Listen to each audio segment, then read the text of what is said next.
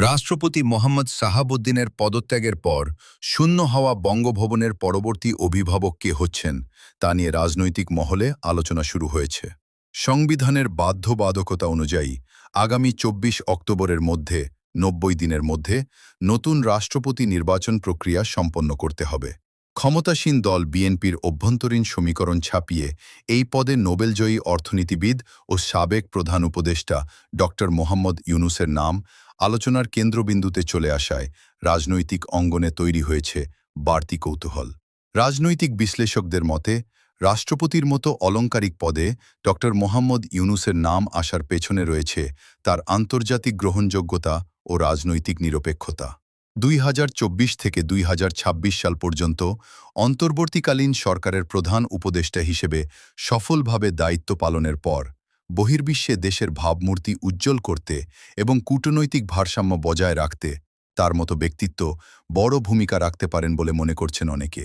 ড ইউনূসের পাশাপাশি বিএনপির নিজস্ব নীতি নির্ধারণী পর্যায় এবং দলের ভেতরে অভিজ্ঞ একঝাঁক নেতার নামও জোরালভাবে আলোচিত হচ্ছে। সম্ভাব্য এই তালিকার শীর্ষে রয়েছেন মির্জা ফখরুল ইসলাম আলমগীর, মহাসচিব ও মন্ত্রী, ডাক্তার খন্দকার মোশাররফ হোসেন, প্রবীণ নেতা, গয়েশ্বরচন্দ্র রায় ও ডাক্তার আব্দুল মঈন খান, অ্যাডভোকেট রুহুল কবির রিজভী, প্রধানমন্ত্রীর উপদেষ্টা ও দলের জ্যেষ্ঠ যুগ্ম মহাসচিব। এছাড়া বর্তমান ভারপ্রাপ্ত রাষ্ট্রপতি হাফিজ উদ্দিন আহমেদকে স্থায়ীভাবে এই পদে রাখার গুঞ্জনও রয়েছে।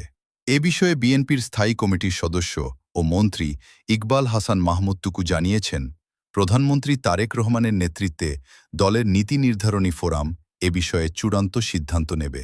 দলটির একটি অংশের মতে দীর্ঘ লড়াই সংগ্রাম ও রাজপথের সংকটে পরীক্ষিত কাউকেই সর্বোচ্চ এই পদে বসানো উচিত।